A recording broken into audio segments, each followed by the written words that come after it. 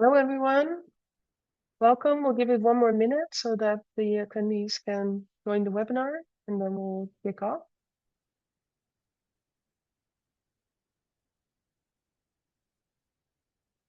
What I'm going to do in the meantime is already launch a tiny poll with a few questions around discovery. And would be great if you could share your thoughts. It's very short. I think everything is multiple choice, so it should be easy to do. Would be very beneficial for us to guide the conversation a little bit.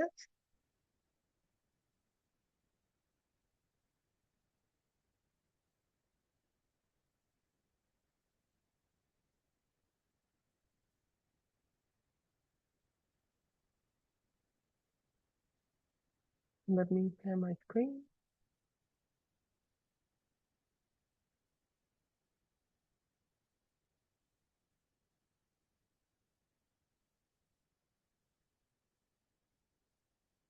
So welcome everyone to our webinar, How to Strategically Implement Zendy AI Capabilities in Your Library for Enhanced Discovery.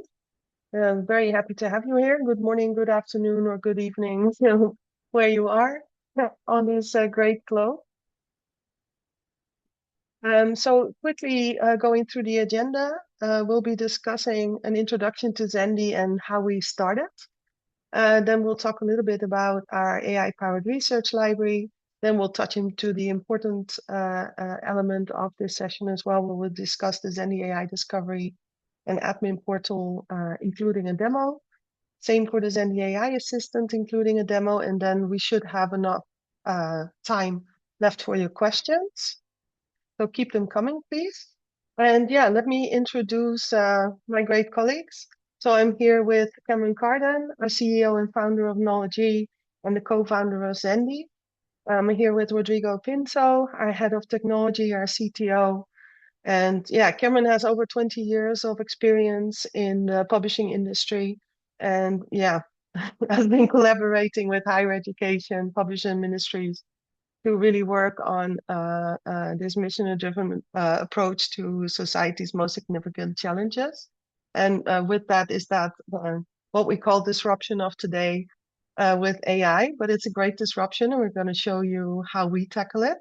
And Rod is really driving our mission in Zendy through these innovative solutions and great AI technologies. And it's very exciting to be part of this space at the moment because I think left, right, and center, great stuff is coming out of our development team, and we're very excited to share how we can support libraries and institutions to benefit from those great discoveries.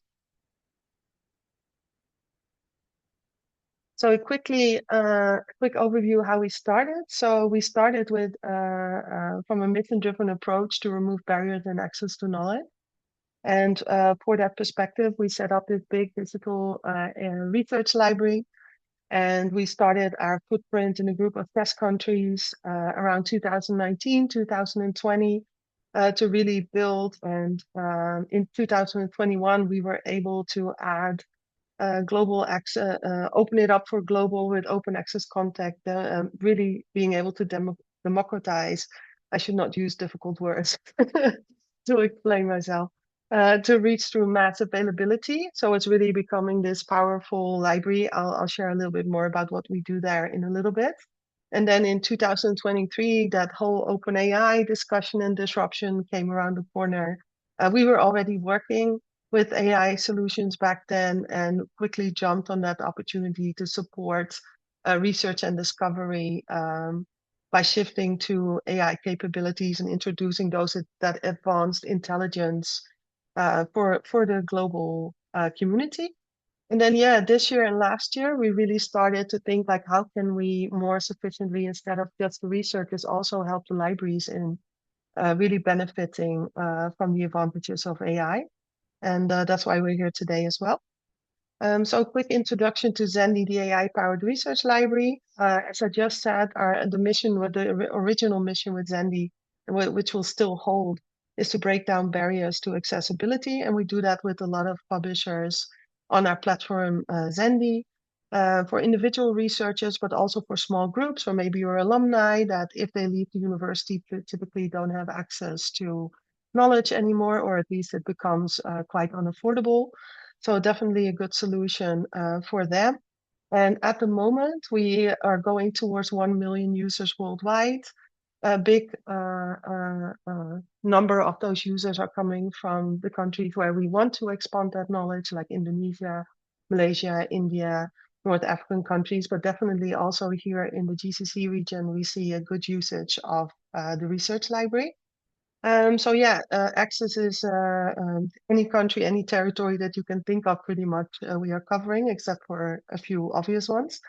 And over 70 million records are available depending on which part of the world you are, because we work with publishers and they can decide where they want to show the content. We have over 93 languages, so we welcome all types of research in any language possible and all types of content. And yeah, this is a quick introduction in how we started. And then now I would like to hand over to Cameron to share the benefits of AI discovery. First, let's start by unmuting. Thank you very much, Lizette. Hello, everyone. Welcome today, and thank you for sparing the time to listen to us sharing all the latest developments we have made on Zendy on ways to implement safe and trusted AI into your institution. So let's start with the challenge. And the challenges that we are facing today. So, what are the challenges with traditional searching? People don't know exactly what to search. There's no reasoning, there's no guidance in order to find the result you're looking for. Sometimes all these advanced filtering, they show more complexity, not clarity. And when we are talking about generic AI tools, they lack credibility, and they're basically searching and bringing back results from everything. I would like to add more challenges to that. Another challenge that we are facing is all the new generation of users that are now used to prompting rather than keyword searching. So there's a trend, there's a shift in the attitude towards discovery. On top of that, I'll also add the pressure from university leadership to implement AI at an institution and the requirements from the users as well. So all of these challenges in the traditional searching and the use of AI has really pushed us towards coming up with a solution that can assist with that. Now, what I'm doing is basically I'm sharing a few slides about the concept of the AI embedded discovery, and then I'll be giving you a demo on actually what it looks like. So bear with me while I go through just a few slides. So with the guided and intelligent discovery, basically the system is aware of your intent and it understands the context and the meaning. So it's not just looking for keywords. It really acts as your research partner. So imagine a guided partner assisting you with the search and really helping you find what exactly you are looking for. One of the most important features, it is based on trusted resources and all the literature that you at the library have painstakingly put together for your users and faculty, researchers, and students. And basically, it's a single place where you can use all the latest technology to link to your full text. And for example, if you're using a libkey, SFX, it really helps you to connect to the full text as seamless as possible. Of course, there's other ways that we can integrate it and other ways that we can support. You know, there's the issue of authentication. There's the issue of all of it working together with your other workflows, and we'll be showing you how this is put together. Next slide, please. So what are the benefits? So really, it reduces the time to find the relevant research, and this is based on the trials that we are running at the moment, up to 80%. It improves the research quality. It's not, so for example, we all remember And sometimes we even now experience that we search a keyword, and from our discovery, we get hundreds of thousands of results, right? You've seen it, yeah? So now you don't see as many results because basically the quality of the results are much more accurate. So it's really guiding you towards what is necessary. So this is what we mean about the research quality. And when we're talking about the library, finding what you're looking for from the right way, sometimes it pushes usage from underused databases. So in general, it maximizes the return on investment. And, we all know how much money is spent on different resources from various publishers. So the whole idea is to be able to provide you with a return on that investment as much as possible, leaving time for more human interaction for all the users. At the end of the day, AI is not there to replace. AI there is to assist and is to support, and it's basically to bring back the human element to the items that are much, much more needed, like the coaching, like the teaching, or the research, the critical thinking. So there's a lot of elements that we can make better use of our time. So at the end of the day, why this is very easy. This is my last slide, and we'll go directly into the product. So, uh, what are the key benefits? First of all, it's publisher agnostic. So we provide with the technology, and it can link to any resource, your catalog, your discovery, all the different elements, your repository, you name it. So at the end of the day, it is built for scale, and it's not agnostic to a specific publisher or database. You have control over the content. So there's no data handover to us. There's no storage of data. Basically, it's an AI layer that sits on top of your existing services. The pricing is transparent. It's a one-time setup fee, and then there's an API subscription and the fixed fees for the connection of resources. You have control over the admin, so you can control the agent behavior based on the different connectors that you're building. So you can control the tone, the wording, the branding in certain aspects, and that goes on to the UI as well, where you can pick the colors, the fonts, all the items for it to feel as if it's exactly from your library. So, without any further ado, are you ready to delve into the discovery itself? There's one element that I would just like to highlight before we're going, and so because it's based on the referenced and the peer-reviewed content, it's trusted. The implementation is just a few lines of scripts, very easy. I'll show you how. There's no data compromise, as I mentioned. And at the end of the day, we are supporting your institutional return on investment. So are you now ready for, I forgot about one slide. So are you now ready for the demo? I'll just share my screen. 1 second.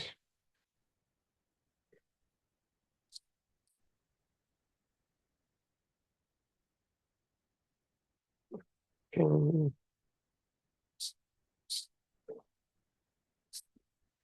There we go. So um, in the page, you can currently see lines of code. Just refresh the screen. Mouse seems to be not working. Okay, we'll refresh again.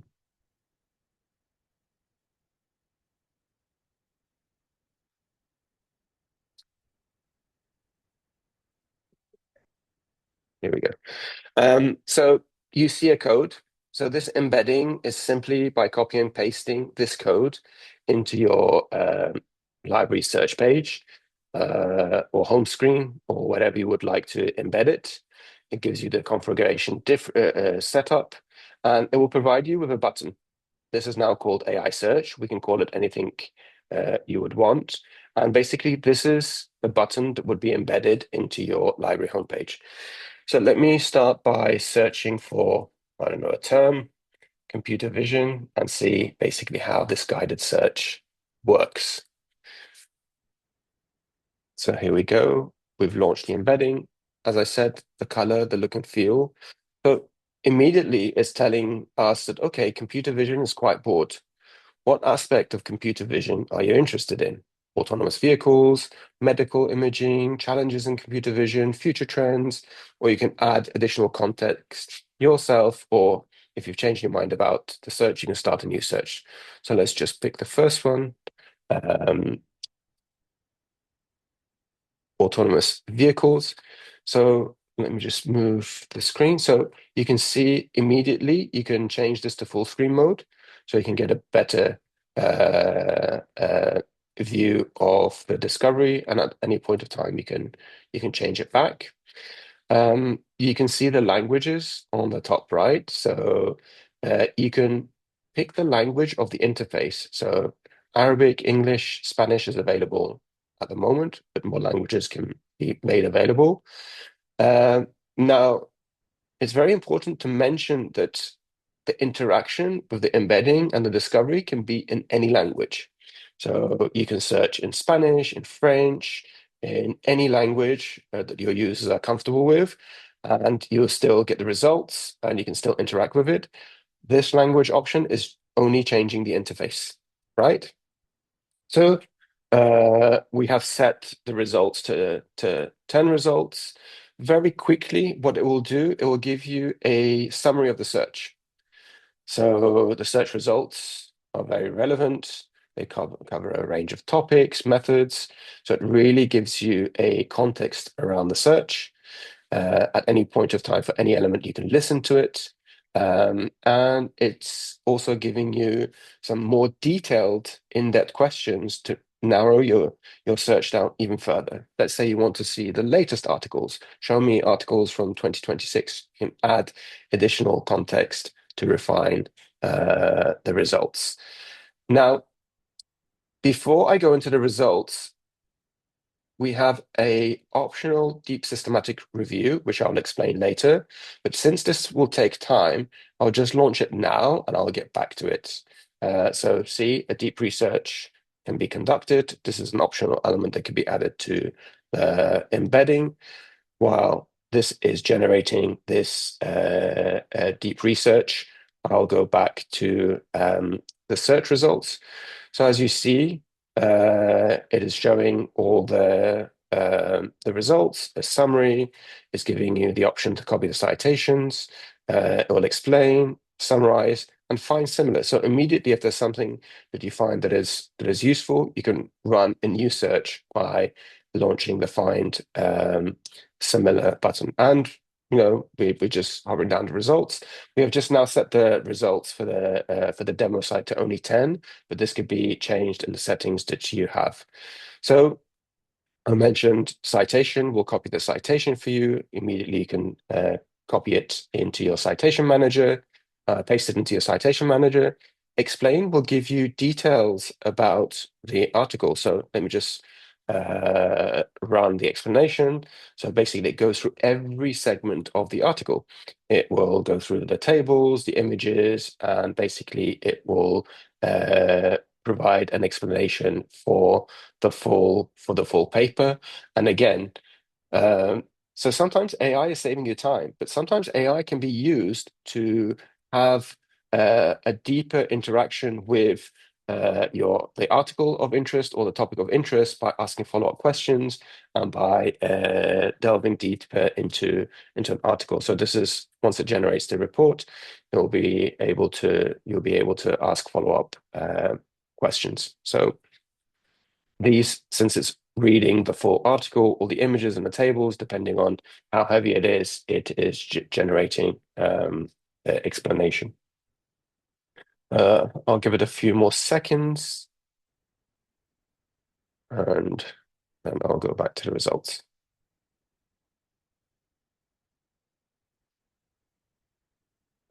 Some of the joys of live demos where you're at the mercy of the speed of internet and any sort of technical uh,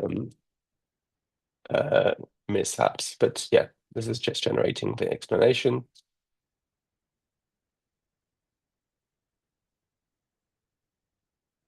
We have our CTO in the room, so if there's anything, he can quickly jump on and save us.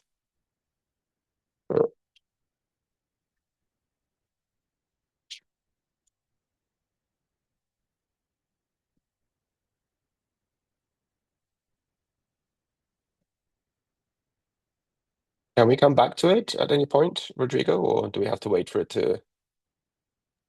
Yeah, maybe try again. Um, Okay, let's try and again.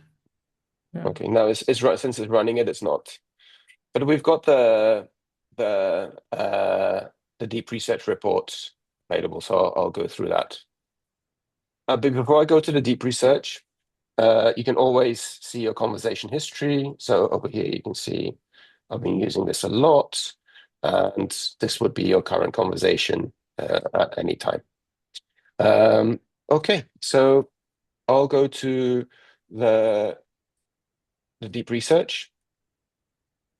So basically, as you can see, it has screened all the papers that were related to this topic. It has deduplicated and really found semantically relevant articles that are useful. And then it found 14 highly relevant papers, and it is providing with a full summary of the search. And you can get so this was something that was generated by months in the past. So this is really supporting the researchers in giving that thorough understanding of a specific topic or search term in the literature. It provides the outcomes, it summarizes them into tables, it talks about the gaps, the critical gaps, the different claims and evidence of these claims, and all the relevant papers, the conclusions, suggested reading, and it provides you with all the sources as well. And you can export this PDF to print it or to save the PDF. And it will generate that report in a PDF format. Just to add real quick, it's worth to mention that the deep research is a different AI model than the normal LLM or chatbot. Deep research works in an analytical autonomous nature, which means with their papers available, with the data sources available um, to the model, it will iterate several times, analyze, and then will synthesize into a report. It's not a normal responsive assistant. Rather, it's a deep research model carrying out a systematic review of papers. Just to add that. Yep. So it is very simple. Once you get the hang of it and the whole setup, uh, basically using it is very straightforward. So there's nothing much to really delve deep and to explain. And as I mentioned, you can search in any language. You can now run a new search. You have your deep research that is available and all the latest articles, which these are all based on exactly what your holdings are. So it will not search the internet. It will be searching whatever data sets you have chosen for it to search. Later on, Rodrigo will show you how the admin panel works. But yeah, so basically this is how the embedding would work to assist you with discovery. I'll just stop sharing my screen. And what do we want to discuss next is the admin portal. Do you want to share your screen, Rodrigo? Absolutely.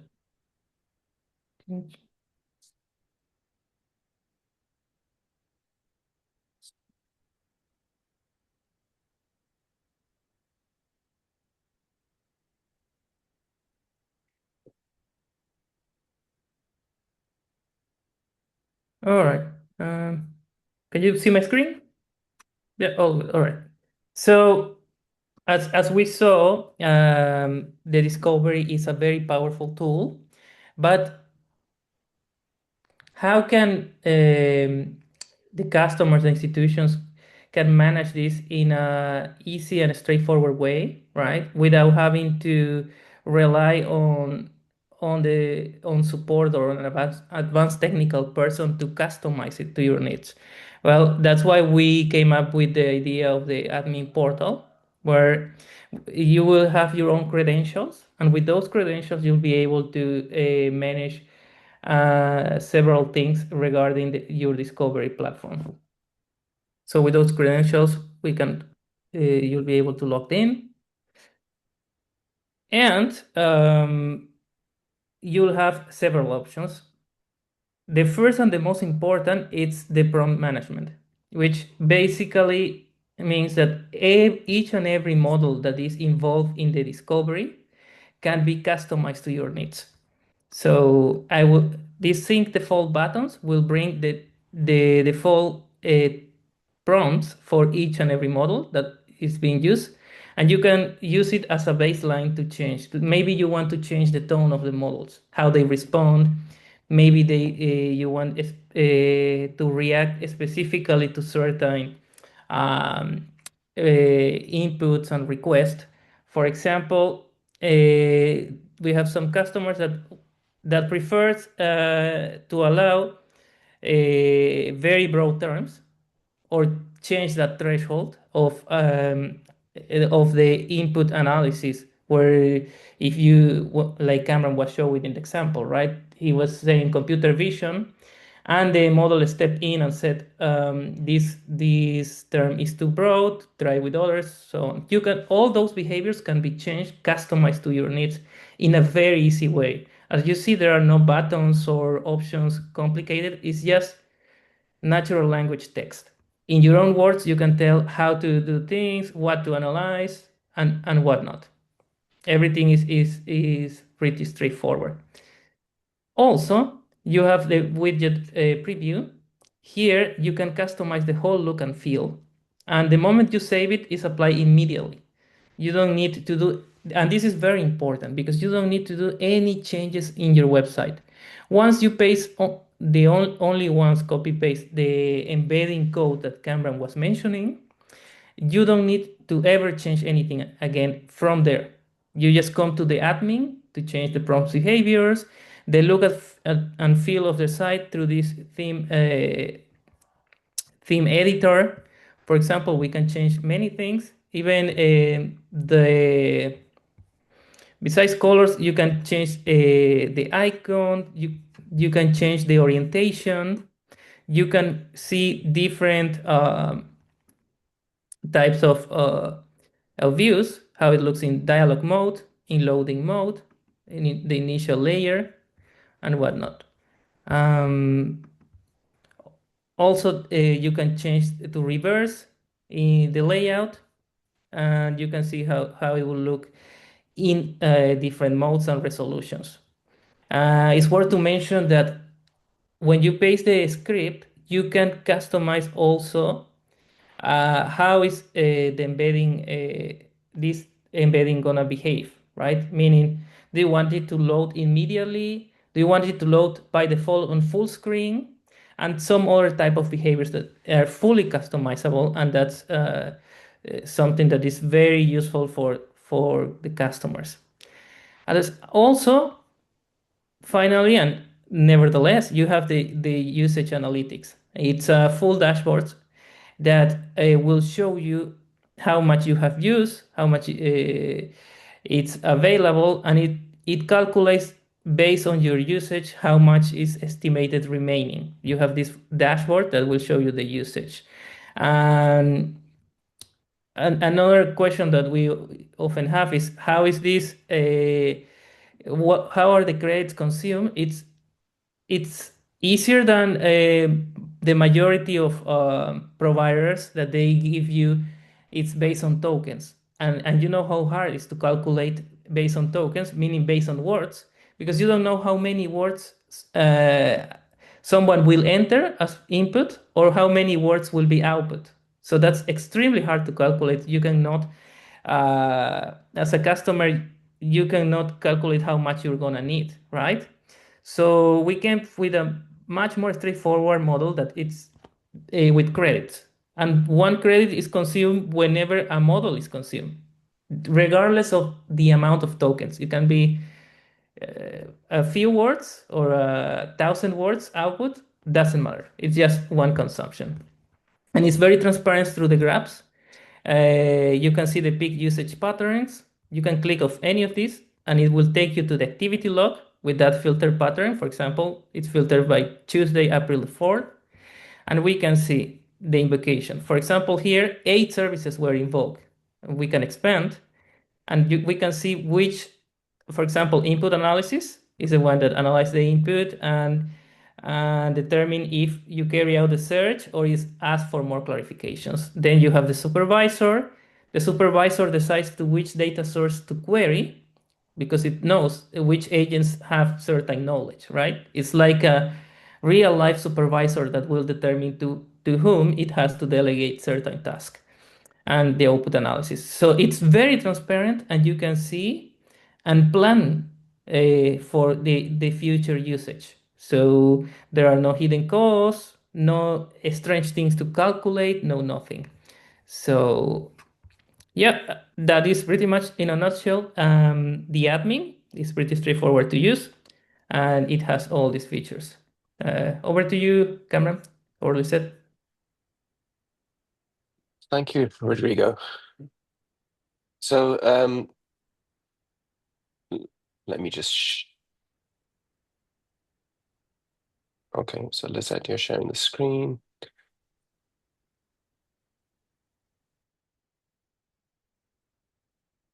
Okay, so now I would like to talk about the second option for AI integration into your institution. So the first option we saw together was basically a discovery embedding to help with the search and discovery.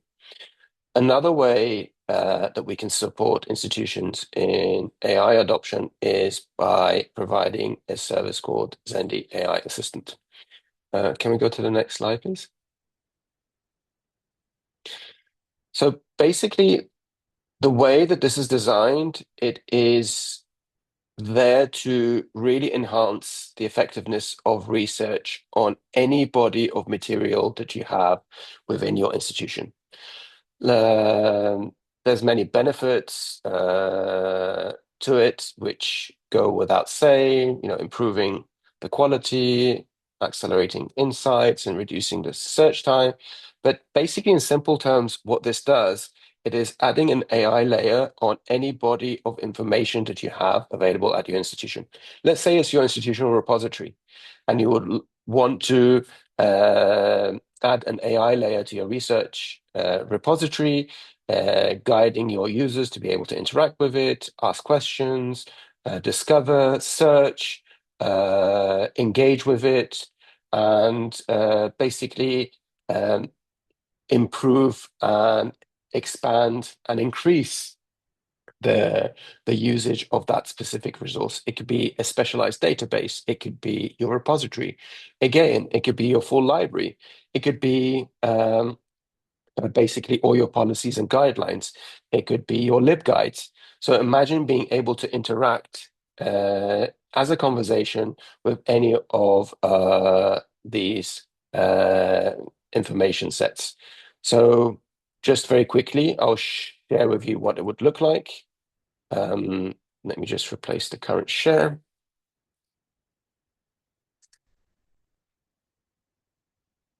Okay, can you see my page?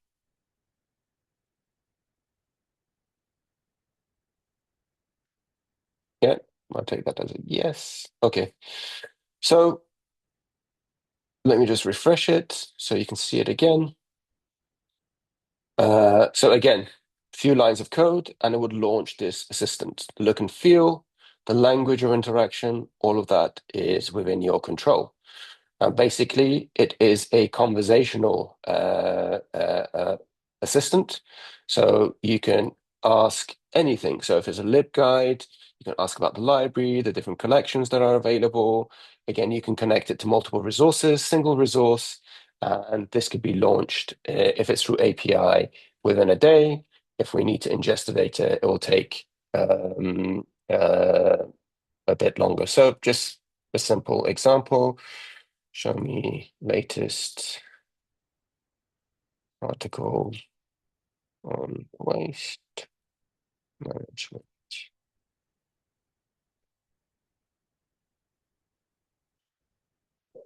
go. And again, it will start querying any of your resources that you have connected for it, and it will come back with suggestions, with links, and again, increasing that discoverability. So this is really the second way that you can integrate AI into your institution seamlessly and very easily.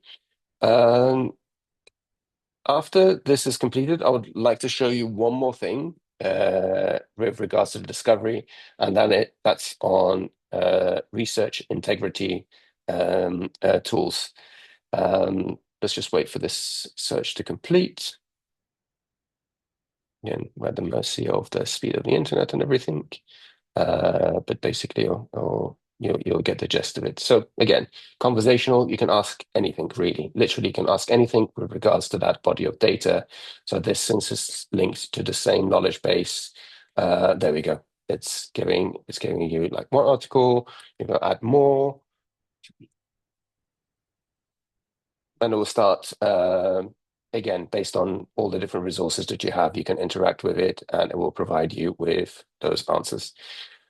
Now, I'll just go back to the element of research integrity. So one important integration that we've made into the AI discovery is a link to a retraction watch.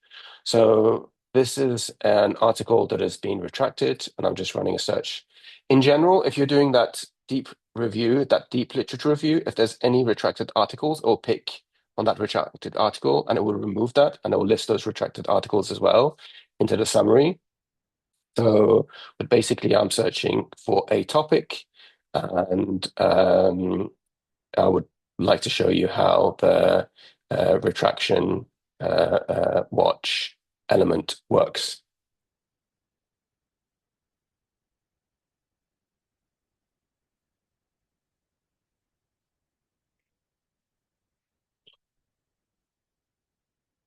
After this, we'll have just one concluding slide. There we go. So here it's saying that this article, based on this search, has been retracted on this date. And when we click on the article, it will take you to the retraction notice.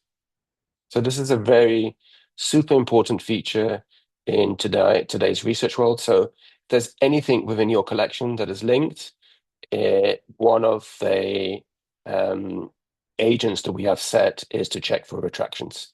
And basically, this will pop up if there's a retraction notice on an item, and you can click directly to the retraction notice, and you can go to the PDF. Right? So this was something that I wanted to share with you. So, Lizette, we can go to the final slide, and then, of course, there will be time for any questions you might have. So if I would like to summarize the different ways that the AI tools on Zendy can be used, we talked about the embedding the discovery, which is, a few lines of code. It can be done in minutes. If we have API keys for the different resources, the integration can take a very short time. If we need to index anything, it might take a little bit longer for that resource. So basically, you can embed an AI discovery and immediately add an AI lens to all the collections within your library. So you can use the discovery, or you can use the assistant, or you can use both, depending on the use that you foresee in your library. And the assistant works simply as an assistant, as a conversational, and it can be linked to any body of data. The third way to use Zendy's AI tools is by using the Zendy platform itself. We'll be having a future demo on Zendy itself, and you can use the platform and the AI tools with all the links to the content, or the assistant already is built in. And it's ready to use from day one. And we have the possibility to also add your subscriptions from your library into the Zendy platform itself. Now, just something I would like to add. The Zendy AI assistant is based on licensed content from various publishers. So we basically, from day one, we've been an advocate of content licensing. And I think many of the tools, especially the publisher-generated tools currently, they have their own content, plus maybe one or two or three other publishers' data included. So Zendy's knowledge base is growing, and that is something that can also be connected to your AI embedded discovery as one of the sources. Currently, we have 14 licenses for use of AI within the Zendy platform. So within our knowledge base, we have at least 14 publisher providers with licenses to be able to use their data, including some big names. And this is a growing list. We're already in discussions with some other bigger publishers. And I think this is one of the most comprehensive publisher agnostic, multi-publisher licensing body of content that is made available. So if you ask any question in Zendy's AI assistant, which we call Zaya, it will be providing you answers based on references from the various open sources of data and 14 publishers where their content has been licensed. So I hope we have managed to show some of the strengths and how easy it is to implement Zendy's AI tools into your library. We're more than happy to arrange demos for your own institution, for a group within your institution.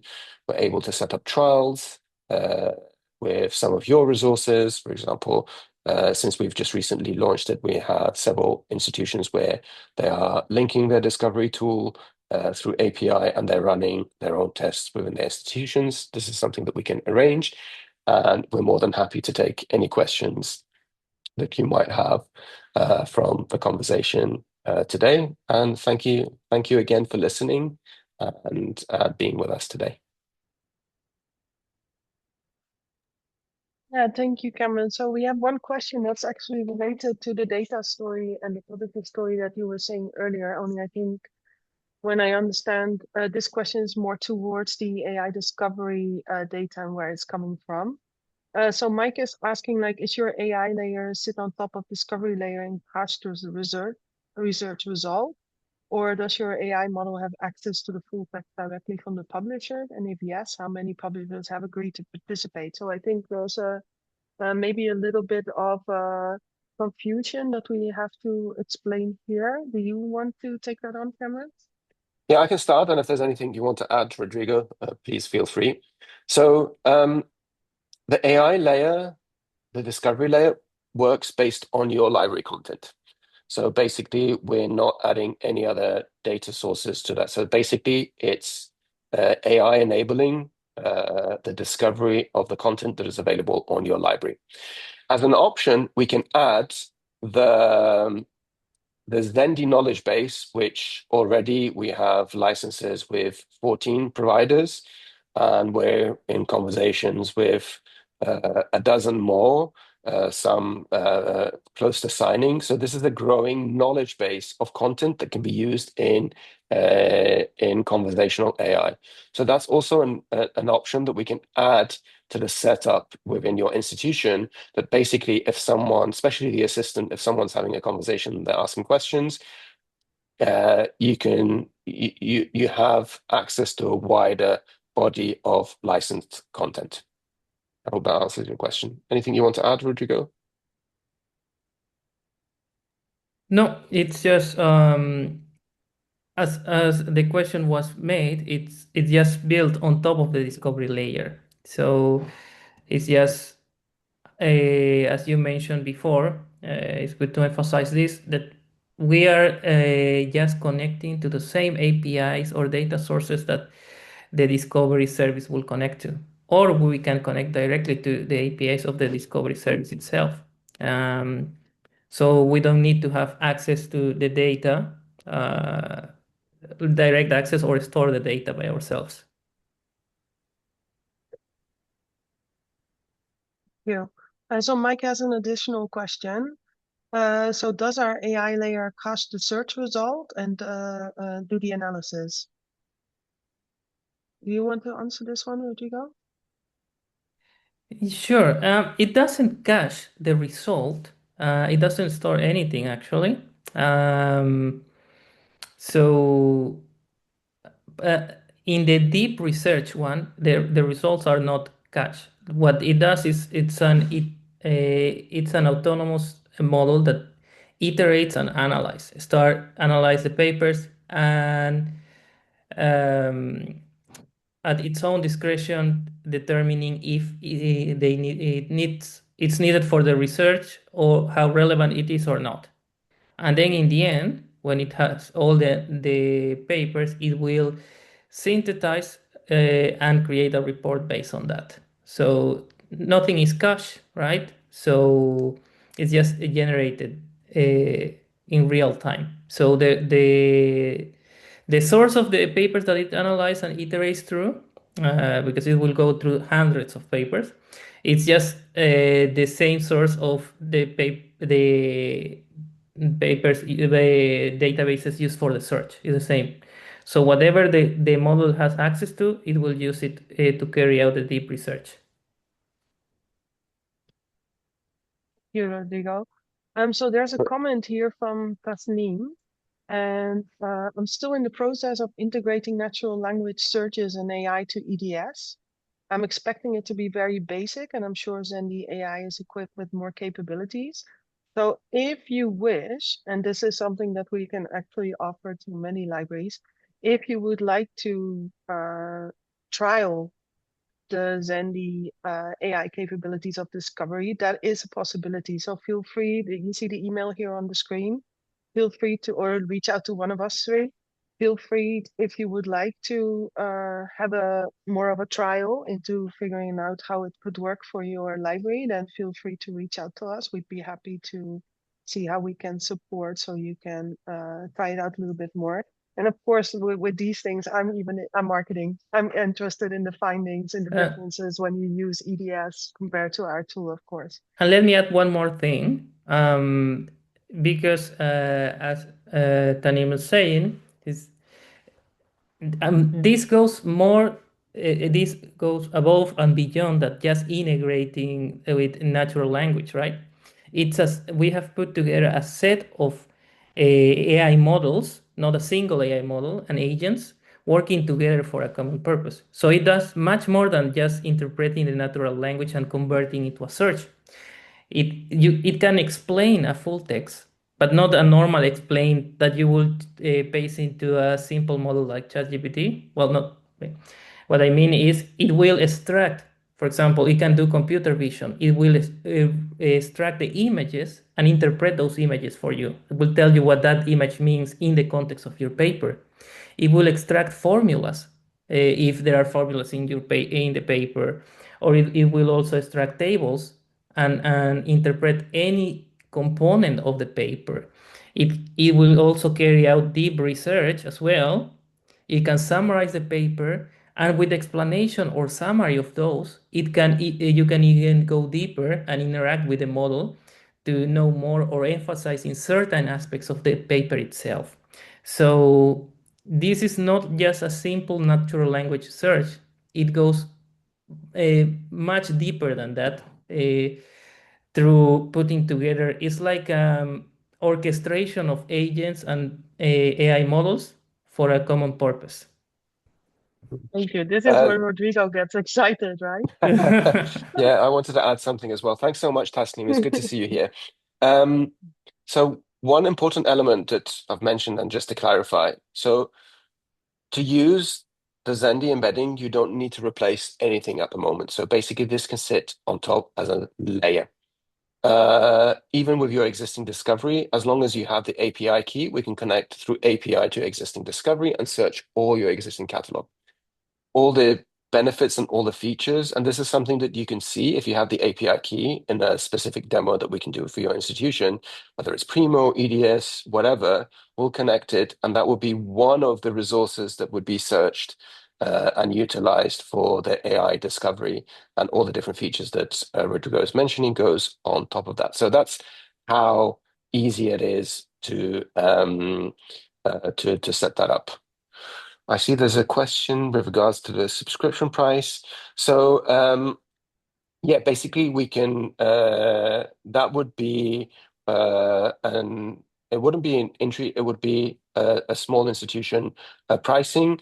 So it will be a one-time setup fee, and then depending on the number of resources that we have, we can connect to that, and then the rest, which is ongoing, is the subscription to the API, which based on a number of set credits that we allocate based on the projected usage. So the budget that you require for the year can be predicted for the full year. And if there's any changes, these are things that we can discuss in the following year with regards to the renewal. But the way that we've used the pricing is, first of all, for it to be transparent, and to make sure that you can prepare for the budget, and that's how we work closely together on that element. I think there's a question for you, Rodrigo. Yeah, this is about the structured data and whether that's violating the copyright. Do you want to take that one on? No, that would be like saying that the data displayed in a search is violating the copyright. The only way to violate it will be the only concern actually with the AI itself will be if we store that data, right? Or if we modify that data and claim like or derivate like some findings from existing data. The model only searches, retrieve the searches, or synthesize data, citing the papers. That's it.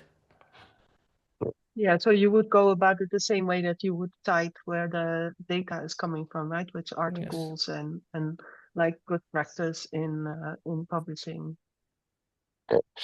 But as you can So imagine, these days, with all the yeah. publishers trying to sell their own AI tools, you can imagine there potentially could be some requirements from specific publishers, or publishers they want to sell their own data as well.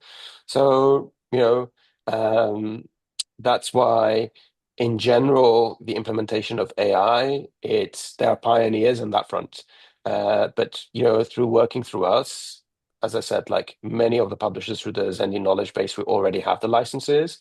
That's how we work together to make sure that you have the safest way to implement AI within your institution. So there's no further questions in the chat, but actually I was thinking of one. Although I kind of know the answer, but I think it's still very nice to talk about this. What about languages? So not everyone's first language is English.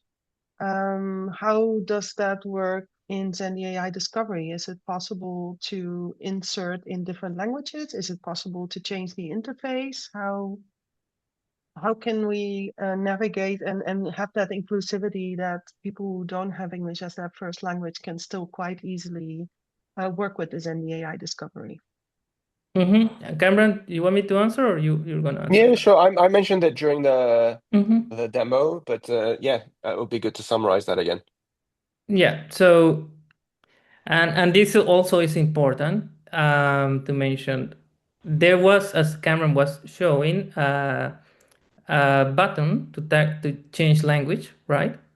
But an interesting feature we have emphasized in the development of the AI discovery, is that you don't need to press any button for specific actions. For example, there is a button for to carry out a deep systematic review, deep research.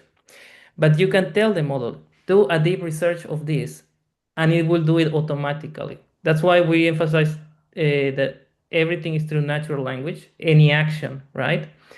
And at the same time, the language, the moment you start talking in certain language, it will switch automatically, the whole interface and the model.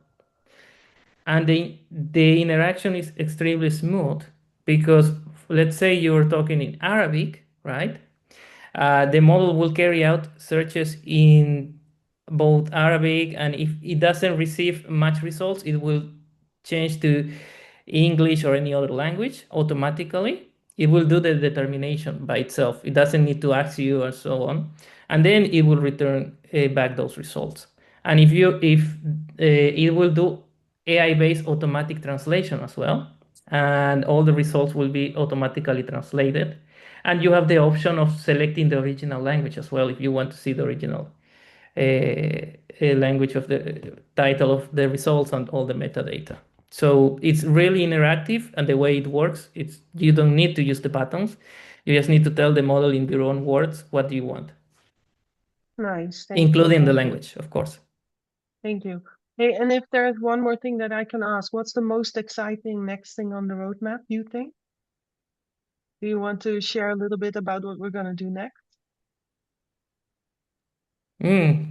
Um, I'm putting you on the spot. I know it. Sorry about yeah, that. you caught He doesn't me. want to share too much information.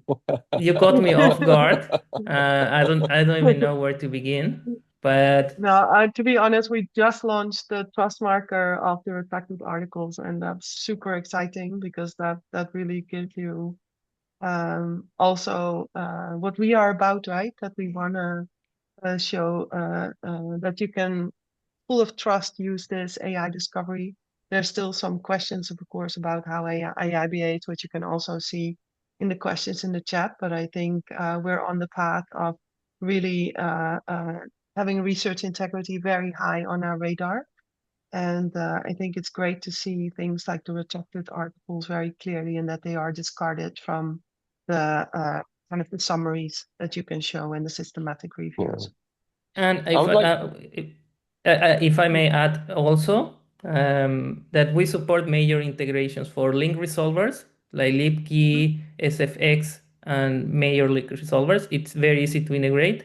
And also proxies, right? Because if you are using the explain feature, for example, if it is an open access, the link is open, the system itself will take care of the extraction. But if it is behind a proxy, we offer, whether it is whitelisting or proxy ticketing or any sort of major proxy authentication, we can handle that very easily. It's super easy to configure as well. We support major proxies like Easy Proxy, and we can expand if needed to other proxies. Great, thank you. yeah. That's good news as well. I think one thing that I would like to add is basically the future direction. A lot of it comes from your side, from the users. Um, so a lot of these developments that you've seen today have been based on feedback from our existing trials. So if there's a requirement, if there's something that you would like to see, let's sit down, let's discuss. We're not just plugging a third-party tool into your library. This is something that is on the build. With the technology moving so fast, if we do this demo in 2 weeks or a month, you'll see a lot of other new features. But if there's something that is pressing and is important to your institution as part of the integration, these are things that we can look into the roadmap. And if it's a requirement that can be applied to more and more libraries and universities, we can prioritize it, and we can add it to the features, or we can add it to the roadmap. So what goes in there comes from your side. So that's those conversations, feedback, even if you're not interested to start now, is something that you're looking for in the future, let's still have the conversation. Tell us your requirements, give us feedback, and we're more than happy to work closely together on the development of it. Thank you. Yeah, with that note, I think we're at the end of our time. I want to respect everyone. Maybe has other assignments or tasks to attend to. So thank you very, very much. And again, as mentioned, we are open to conversations. If you would like to learn more, if you want to learn more about what we're going to do next, about our pricing, whether you want to trial it with your library, feel free to reach out to one of us, or hello@zendy.io will work really well as well. And we'll get in touch with you really shortly. The recording will be sent to you.